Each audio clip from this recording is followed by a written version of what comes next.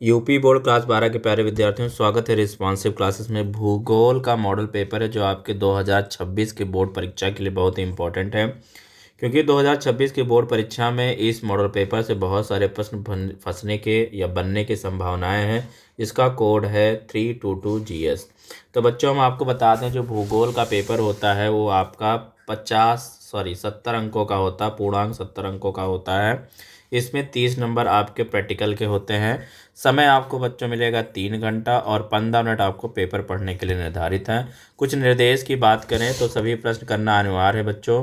प्रश्न संख्या 1 से 8 तक बहुविकल्पीय प्रश्न है और प्रश्न संख्या 9 से 12 तक अति लघु उत्तरीय प्रश्न है। अति लघु उत्तरीय प्रश्न जिनका उत्तर आपको 20 शब्दों में देना है और प्रश्न संख्या 17 से 22 तक लघु उत्तरीय प्रश्न है जिनका उत्तर आपको 50 शब्दों में, तथा प्रश्न संख्या 23 से 24 तक विस्तृत उत्तरीय प्रश्न है जिनका उत्तर आपको 150 शब्दों में देना है बच्चों। और प्रश्न संख्या 25 से 26 तक मानचित्र कार्य है।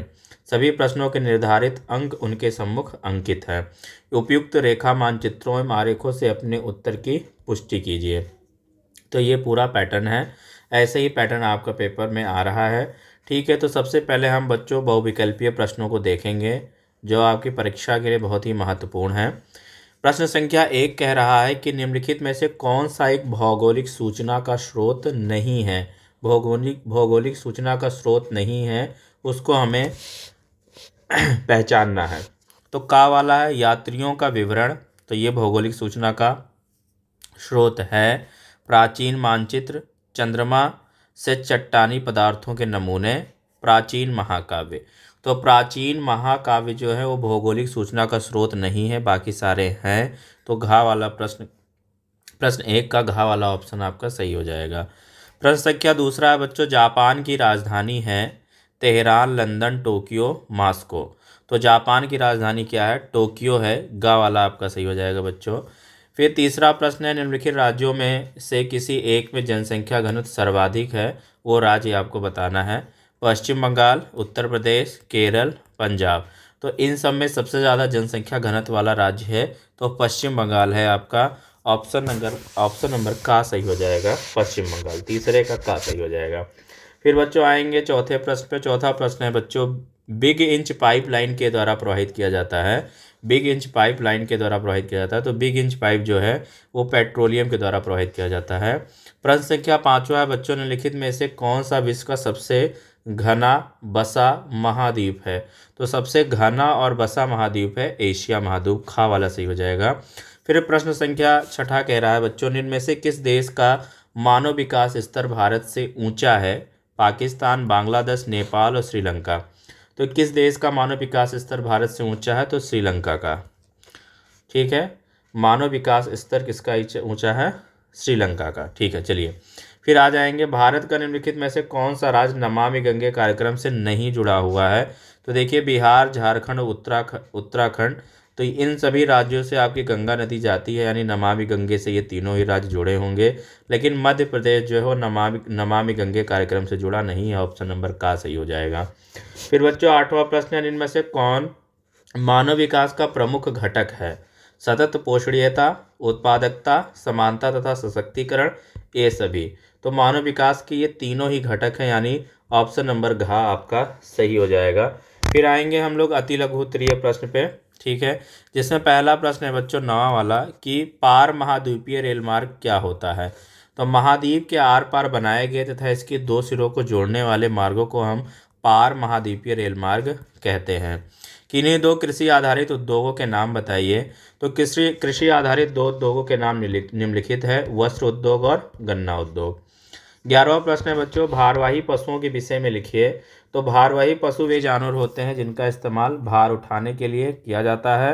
भारवाही पशुओं में घोड़ा, हाथी, ऊंट, गधा और खच्चर शामिल है। 12वां प्रश्न है बच्चों, मानव संसाधन से क्या तात्पर्य है? तो मानव संसाधन उन लोगों का समूह है जो किसी संगठन, व्यापार क्षेत्र, उद्योग या अर्थव्यवस्था के कार्यबल का निर्माण करते हैं। फिर बच्चों आपका दूसरा प्रश्न है, 2 धात्विक खनिजों के नाम लिखिए। तो 2 धात्विक खनिज हैं आपके, लौह अयस्क और बॉक्साइट। तो बॉक्साइट किसका अयस्क है? तो ये एल्यूमिनियम का है बच्चों। बॉक्साइट किसका? एल्यूमिनियम का अयस्क है। ठीक है, आ जाइए आपका 14वां प्रश्न है बच्चों, उत्तर प्रदेश के अर्थ को स्पष्ट कीजिए। उत्तर प्रदेश नहीं, पृष्ठ प्रदेश। पृष्ठ प्रदेश के अर्थ को स्पष्ट कीजिए। तो किसी निश्चित भूभाग का वह प्रदेश जहाँ की जलवायु वन एवं जीव में अनुकूल समानता हो तो उसे पृष्ठ प्रदेश कहते हैं। किसी निश्चित भूभाग का वह प्रदेश जहाँ जलवायु वन एवं जीव में अनुकूल समानता हो तो उसे हम क्या बोलते हैं? पृष्ठ प्रदेश कहलाता है, उसको हम पृष्ठ प्रदेश। अगला प्रश्न है बच्चों, भारत में जल प्रदूषण के 2 कारण लिखिए। तो भारत में जल प्रदूषण के 2 कारण निम्नलिखित हैं। कृषि क्षेत्र में अनुचित गतिविधियां और नदियों के पानी की गुणवत्ता में कमी। 16वां प्रश्न है, मापनी का प्रयोग किसके लिए किया जाता है? तो मापनी का प्रयोग मानचित्रों पर धरातल की दूरी पता लगाने के लिए किया जाता है। फिर आ जाइए बच्चों लघु उत्तरीय प्रश्न, जिनका जो आपके 4 मार्क्स के हैं। जो 17वां नंबर प्रश्न है, मानव भूगोल की प्रकृति का वर्णन कीजिए। तो मानव भूगोल मानव और पर्यावरण के बीच संबंधों का अध्ययन है। यह भौगोलिक स्थान, संसाधन, जनसंख्या, संस्कृति, अर्थव्यवस्था और सामाजिक गतिविधियों के वितरण और उनकी परस्पर क्रियाओं को समझता है। यह प्राकृतिक मानवीय प्रक्रियाओं के बीच संतुलन स्थापित करने पर जोर देता है, जिससे सतत विकास और पर्यावरण संरक्षण संभव हो सके। फिर आपका 18वां प्रश्न है बच्चों, अंतर्राष्ट्रीय व्यापार के लाभ बताइए। अंतर्राष्ट्रीय व्यापार के लाभ निम्नलिखित हैं। अंतर्राष्ट्रीय व्यापार से देशों में निवेश, उद्यमिता और आर्थिक विकास को बढ़ावा मिलता है। अंतर्राष्ट्रीय व्यापार से रोजगार के अवसर पैदा होते हैं और लोगों के जीवन स्तर में सुधार होता है। अंतर्राष्ट्रीय व्यापार से कंपनियों को तकनीकी सहायता मिलती है और नवाचार बढ़ता है। अंतर्राष्ट्रीय व्यापार से व्यापार नीतियों और पर्यावरण नीतियों पर सहयोग बढ़ता है। अंतर्राष्ट्रीय व्यापार से विदेशी मुद्रा की कमाई होती है। फिर आ जाइए 19वां प्रश्न है, भारत में ग्रामीण बस्तियों के प्रकारों का वर्णन कीजिए।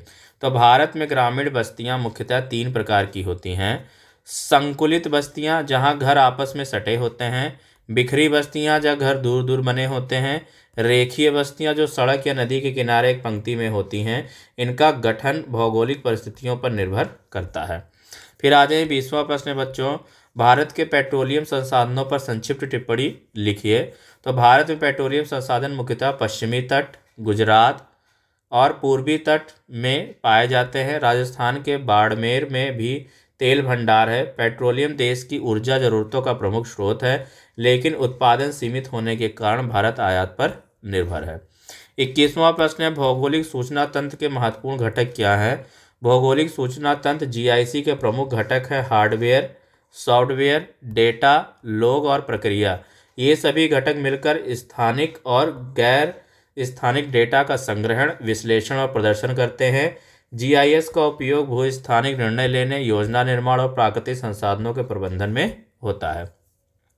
फिर 22वां प्रश्न है, उपग्रह संचार के महत्व का वर्णन कीजिए।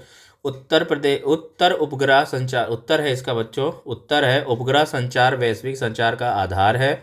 यह दूरस्थ क्षेत्रों में इंटरनेट, टीवी, रेडियो और फ़ोन सेवाएं प्रदान करता है। आपदा प्रबंधन, मौसम पूर्वानुमान, नेविगेशन और सैन्य संचार में इसकी महत्वपूर्ण भूमिका है। उपग्रह संचार सीमाओं से परे तेज और कुशल कनेक्टिविटी सुनिश्चित करता है, जिससे वैश्विक जुड़ाव संभव होता है। आ जाइए बच्चों विस्तृत उत्तरीय प्रश्न, जो आपके 6 मार्क्स के आते हैं। 23वां प्रश्न है, सहकारी कृषि और सामूहिक कृषि पर टिप्पणी लिखिए। तो सहकारी कृषि और सामूहिक कृषि दोनों ही ऐसे कृषि मॉडल हैं जो किसानों के सामाजिक और आर्थिक सशक्तिकरण की दिशा में कार्य करते हैं। सहकारी कृषि में किसान स्वेच्छा से एक सहकारी समिति बनाते हैं, जिसमें वे अपने संसाधनों को साझा करते हैं, जैसे बीज, खाद, सिंचाई साधन और यंत्र आदि। इसका उद्देश्य लागत कम करना, उत्पादन बढ़ाना और बाजार में उचित मूल्य प्राप्त करना होता है। लाभ का वितरण सदस्य किसानों के बीच उनके योगदान के अनुसार होता है। सामूहिक कृषि में किसानों की भूमि और संसाधनों का सामूहिक स्वामित्व होता है और सभी मिलकर खेती करते हैं। यह प्रणाली अक्सर सरकार या किसी संगठन द्वारा संचालित होती है। इससे भूमि का समुचित उपयोग होता है और कृषि यंत्रीकरण को बढ़ावा मिलता है। हालांकि इन दोनों प्रणालियों की सफलता आपसी सहयोग, पारदर्शिता, बेहतर प्रबंधन और जागरूकता पर निर्भर करती है।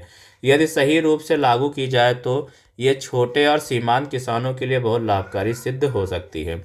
अथवा में आपका बच्चों प्रश्न है कि भारत में शहरीकरण की प्रक्रिया और उसकी समस्याओं का वर्णन कीजिए। तो भारत में शहरीकरण की प्रक्रिया, जिसमें जनसंख्या का नगरों की ओर स्थानांतरण होता है और गांव नगरों में परिवर्तित होते हैं। यह प्रक्रिया औद्योगिकीकरण, आर्थिक विकास, बेहतर रोजगार, शिक्षा और स्वास्थ्य सेवाओं की खोज के कारण तेज हुई है। स्वतंत्रता के बाद विशेष रूप से महानगरों में शहरीकरण की गति बढ़ी है। शहरीकरण के फलस्वरूप अनेक समस्याएं उत्पन्न हुई, जैसे जनसंख्या का असंतुलित वितरण, झुग्गी झोपड़ियों का विस्तार, ट्रैफिक जाम, वायु और जल प्रदूषण, ठोस कचरे का प्रबंधन, बेरोजगारी और आधारभूत सुविधाओं की कमी। यह सामाजिक असमानता और पर्यावरणीय संकट को जन्म देता है। समस्याओं के समाधान के लिए सुनियोजित नगरीकरण, स्मार्ट सिटी योजना, बेहतर सार्वजनिक परिवहन, हरित क्षेत्र विस्तार और सतत विकास नीतियों को अपनाना आवश्यक है, जिससे शहरी जीवन अधिक सुगम और पर्यावरण अनुकूल बन सके। फिर बच्चों आपका 24वां प्रश्न आता है, भारत में नगरीकरण को समझाइए। नगरों के प्रकार्यात्मक वर्गीकरण का वर्णन कीजिए। तो भारत में नगरीकरण का तात्पर्य जनसंख्या के नगरों की ओर प्रवाह और शहरी क्षेत्रों के विस्तार से है। यह प्रक्रिया औद्योगिकरण, आर्थिक विकास, बेहतर और जीवन सुविधाओं और रोजगार की उपलब्धता के कारण होती है। स्वतंत्रता के बाद भारत में नगरीकरण की गति तेज हुई है, विशेषकर महानगरों में जनसंख्या अत्यधिक बढ़ी है। इससे अव्यवस्थित विकास, झुग्गी झोपड़ियाँ, यातायात जाम, प्रदूषण और आधारभूत सुविधाओं की कमी जैसी समस्याएं उत्पन्न हुई हैं। फिर आपका बच्चों आता है, नगरों का प्रकार्यात्मक वर्गीकरण के प्रमुख कार्यों के आधार पर किया जाता है, जैसे प्रशासनिक नगर दिल्ली चंडीगढ़, व्यापारिक नगर मुंबई अहमदाबाद, औद्योगिक नगर जमशेदपुर भिलाई, शैक्षिक नगर वाराणसी पुणे, धार्मिक नगर हरिद्वार तिरुपति, पर्यटन नगर शिमला गोवा। ये वर्गीकरण नगरों की कार्यात्मक विशेषताओं को दर्शाता और उनकी योजनाओं में सहायक होता है। अब बच्चों आपका अथवा में आया है, भू निम्नीकरण से आप क्या समझते हैं, इसको कम करने के उपाय बताइए। तो भू निम्नीकरण का अर्थ भूमि की उत्पादकता, गुणवत्ता और उपयोगिता में गिरावट आना है। यह प्रक्रिया प्राकृतिक कारणों जैसे कि बाढ़, सूखा, वायु जल अपरदन और मानवीय गतिविधियों जैसे कि अत्यधिक खेती, वनों की कटाई, अति चराई, रासायनिक उर्वरकों का अधिक प्रयोग से होती है। इसके परिणाम स्वरूप मिट्टी की उर्वरता घटती है, जल संचयन क्षमता कम होती है और जैव विविधता पर नकारात्मक प्रभाव पड़ता है। बच्चों भूमि निम्नीकरण को कम करने के उपाय क्या हैं? तो वनों का संरक्षण और पुनर्वनीकरण किया जाए, मिट्टी संरक्षण तकनीकों का प्रयोग जैसे टेरेसिंग, कंटूर प्लॉइंग, संगठित सिंचाई और जल प्रबंधन, जैविक खेती और प्राकृतिक खादों का उपयोग, अत्यधिक चराई पर नियंत्रण, समरूप फसल चक्र अपनाना। इन उपायों से भूमि की गुणवत्ता बनाए रखी जा सकती है और सतत कृषि विकास संभव हो सकता है। फिर आपका बच्चों 25वां प्रश्न है, भारत के दिए गए मानचित्रों में निम्नलिखित को उपयुक्त चिन्हों द्वारा दर्शाइए और उनके नाम भी लिखिए। सबसे कम जनसंख्या घनत्व वाला राज्य है तो अरुणाचल प्रदेश। इस राज्य की राजधानी ईटानगर। इस राज्य का प्रमुख आणविक ऊर्जा संयंत्र नरोरा।